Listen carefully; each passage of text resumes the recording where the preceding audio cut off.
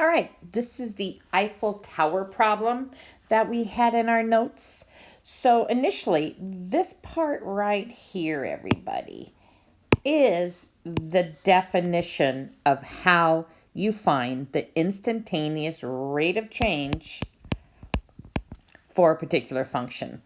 Now, let's go ahead and do the one that was from the Eiffel Tower. And this was our original function. So what we were doing here, let me just write this out a little bit more because this just kind of went straight into it.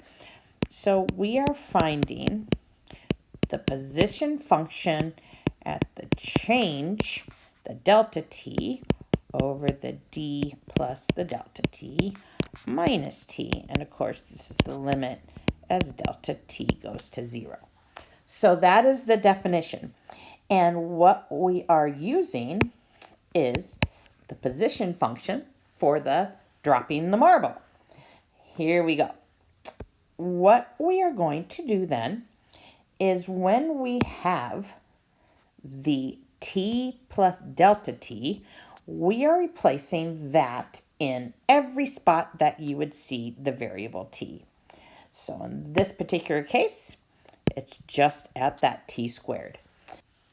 So to start off with, we have the 4.9 parenthesis t plus delta t squared minus the function, the 4.9 t squared over the t plus delta t minus the t. And if you notice there in pink, the t minus the t goes to 0. So now here's another part that if you do not see where some of this came from, you need to realize that squaring this right here goes back to FOIL. So you need to make sure that you can do that because we turn around and expand that out, and that is what we have right here. Then we're going to distribute the 4.9 to each of those terms inside.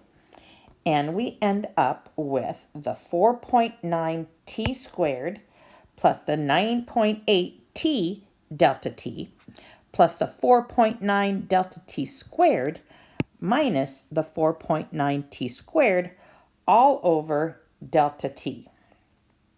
So what happens then, as you notice here in pink, those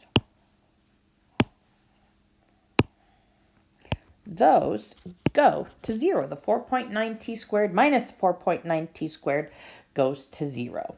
So what we are left with is, as the limit goes, the delta t goes to 0, we are left with 9.8 t delta t plus 4.9 delta t squared all over delta t. Now, we can think of simplifying the delta t's in each of the terms. The other way you can do this, and this is kind of what I prefer, is if you factor out the delta t in the numerator and you have the delta t in the denominator, those just go to 1. This right here just goes to 1.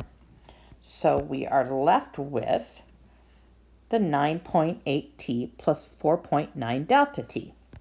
Now at this point, we realize that we are approaching 0. So this term goes to 0. And we are left with the 9.8t.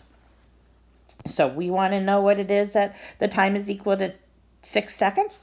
We plug that in, and we end up with the 58.8 meters per second. All right, if you have any questions, let me know. See you next time.